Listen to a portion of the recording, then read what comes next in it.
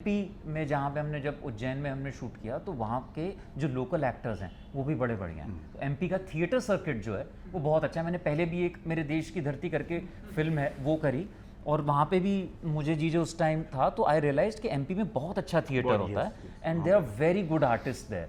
तो वो करने में बड़ा मज़ा आया था। महाकाल की नगरी है, तो वहाँ पे एक ब्लेसिंग, एक स्पिरिचुअल जो चीज़ होती है आपके आसपास, आप महसूस कर सकते हैं उसको।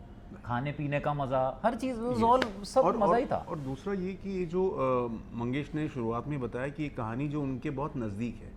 उनके पिताजी जो हैं वो बीमार रहे सालों साल तक, और उनकी पैरालिसिस था एक तरफ उनका, और उनकी बताते हैं कि वो माँ जो उनसे 10 साल उम्र में छोटी थी, और ये उनको नहलाना धुलाना, उनके सारे जो नित्य कर्म हैं वो करवाना, तो ये उन्होंने बड़े नज़दीक से देखा। एक कपल के एक होता है, उन्होंने वो मंगेश खुद बोलते हैं कि वो एक पति अगर चला जाए तो वो मालूम चलता है कि हाँ वो चला गया है, अब वो एक स्टोरी को दी एंड हो गया है। लेकिन यहाँ पर आप 15-20 साल तक एक व्यक्ति जो अक्षम है, जो नहीं कर पा रहा अपनी दैनिक जो अपने काम है जो, और उसको दूसरा उसका पार्टनर कर रहा है, तो उन्होंने बड़े नज़दीक से इस चीज़ को देखा और महसूस किया, आत्मसात किया, और उसके बाद उन्होंने कहानी लिखी है। और उनका कहना है कि क्योंकि अगर बहुत गंभीर और नीरस तरीके से कहानी कही जाएगी तो लोग शायद उसको पसंद ना करें, तो उन्होंने उसको थोड़ा सा शुगर कोटिंग किया,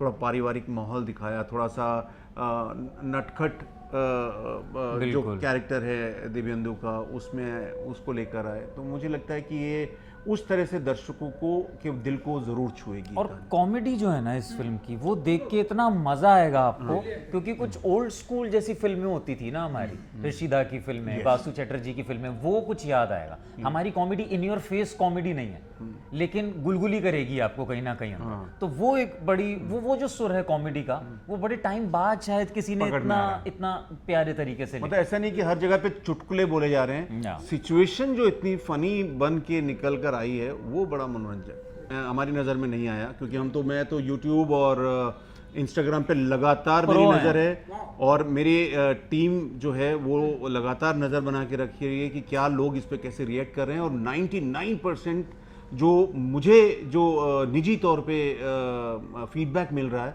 लोग बहुत उत्साहित हैं। लोगों नहीं ऐसा मुझे नहीं लगता, ऐसा है ही नहीं, मैं नहीं मानता इसको। क्योंकि अभी जैसे मैं अहमदाबाद में एक शूटिंग के लिए था, वहाँ पर एक रेस्टोरेंट में खाना खाने गया, वहाँ पर मैंने लोगों से को सूचित किया कि भाई मैं 11 नवंबर को मेरी एक फिल्म आ रही है, क्योंकि छोटी फिल्म है, उस तरह से इसके अंदर ग्लैमर नहीं है, स्टार नहीं है, तो आपका हमारा फर्ज बनता है कि हम लोगों तक ये बात पहुँचाएं।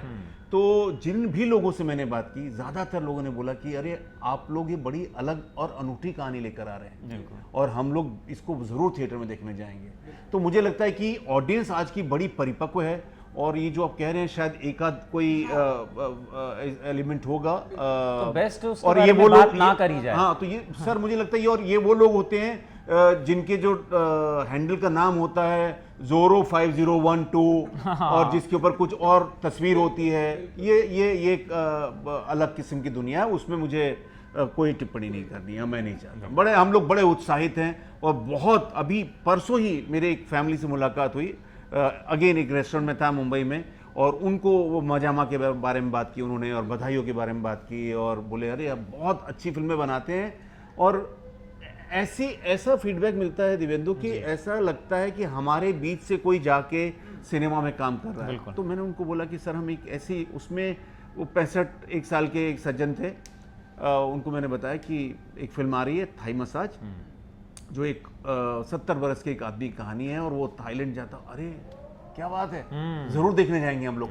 कहीं पे भी उसमें उनके कमेंट में कहीं ऐसा नहीं था कि एक डिग्रेड किया जा रहा है, या उनको लग रहा कि हम लोग कुछ खराब सिनेमा बनाने वाले हैं। ऑडियंस बहुत समझदार हो गई, उनको समझ में आता है कि नियत क्या है। एंड जीजे ऑल्सो मुझे लगता है कि आज से पहले कभी 70 ईयर ओल्ड ये उसको रिप्रेजेंटेशन नहीं मिला है सिनेमा में, बहुत ज्यादा मिला होगा, लेकिन इस कहानी को जब आप देखते हैं तो आपको रिप्रेजेंटेशन समझ आता है, आपको उसके पीछे की भावनाएं समझ आती है। आत्माराम दुबे जिस आदमी का नाम है, जिसने दूसरों के लिए अपनी जिंदगी जी है, ये शायद भारत का हर दूसरा आदमी है।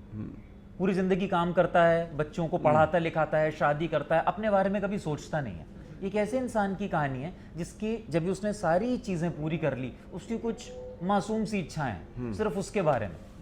मतलब हम तो यही ऑडियंस से रिक्वेस्ट करना चाहेंगे कि हमने जो आज ऑडियंस जिस तरह की कहानी के बारे में बात करती है और जैसे बोलती है कि फॉर्मूला फिल्म से ऊब चुकी है, लीक से हट कर कुछ कहानी होनी चाहिए, मंगेश और हमने मिलकर ऐसी कहानी बनाई है। और आप जाएं, हमें एक मौका दें और ऑडिटोरियम में जाएं, थिएटर में जाके देखें, और अगर आपको अच्छी लगे तो उसका विस्तार करें, इस बात का लोगों से कहें, और नहीं लगी तब भी हमें बताएं ताकि हम लोग अपनी जो कमियां हैं उसको बेहतर बना सकें। बिल्कुल बिल्कुल। पर ये जीजा जी वाला जीजे नहीं है। इन्होंने गज का जी लिया है और राज का जे लिया है, और क्योंकि नयापन है और पहले दिन से ही शुरुआत से हम लोग इनकी जो एनर्जी है ना वो मुझे ज्यादा जीजे वाली लगती है। गजराज राव जी से ज्यादा मुझे जीजे वाली लगती है, बिकॉज ही इज वेरी आप you know very active, very inclusive, so you feel like that you know आपके हम उम्र हैं, मतलब कुछ ऐसा नहीं लगता कि बहुत वो है। मैं तो इनफैक्ट दिव्येंदु से 1-2 साल अपने जो को कम है। छोटा ही समझता हूँ। तो लेकिन इसमें ऐसा नहीं कि हम दोनों का ही कोलैबोरेशन अच्छा हुआ, बाकी जितने तमाम कलाकार हैं, सनी हिंदुजा जो मेरे बेटे का रोल कर रहे हैं, और राजपाल यादव, उसमें एक मतलब एक सरप्राइज पैकेज है ऑडियंस के लिए कि वो एक मुहावरा है ना, देखन में छोटा लागे घाव करे गंभीर, तो उनका एक पार्ट है, वो बीच में आते हैं कहानी में और ऐसा सुर बदल देते हैं पूरी स्टोरी का। और मतलब वो 10,000 वाली लड़ी होती है ना दिवाली पे, तो बस आप लगा के साइड में खड़े हो जाओ, वो पूरा काम खुद करेगी। तो जो हम बड़े शुक्रगुजार हैं कि राजपाल ने ये काम हमारी फिल्म में काम करना स्वीकार किया, और बाकी तमाम कलाकार जो सबके साथ काम करके बड़ा मजा आया। चीज के लिए जा रहे हैं, इट्स अ स्पिरिचुअल जर्नी, जैसा मैंने 70 बरस के आत्माराम के अकेलेपन की कहानी है। उनकी जो उन्होंने पूरा जीवन जो है दूसरों के लिए जिया, उनकी पत्नी 20 साल बीमार रहने के बाद गुजर चुकी हैं, वो अकेले हैं, और उसके बीच में संतुलन से मुलाकात होती है, जो कि उनका एक तरह से कह सकते हैं कि उनका मिरर की तरह काम करता है। उनका एक नौजवान दोस्त बन जाता है, और उनकी ज़िंदगी में जो खालीपन आया हुआ है, जो मायूसी आई हुई है, उसको दूर करने की कोशिश करता है। तो बड़े ही मनोरंजक तरीके से मंगेश ने ये फिल्म बनाई है, हम लोगों ने बनाई है, और परिवार के साथ देखी जा सकती है। कहीं से भी इसके अंदर कोई सस्तापन या घटियापन उस तरह से नहीं है, और लोगों को ये फिल्म अच्छी लगी, मुझे लगता है।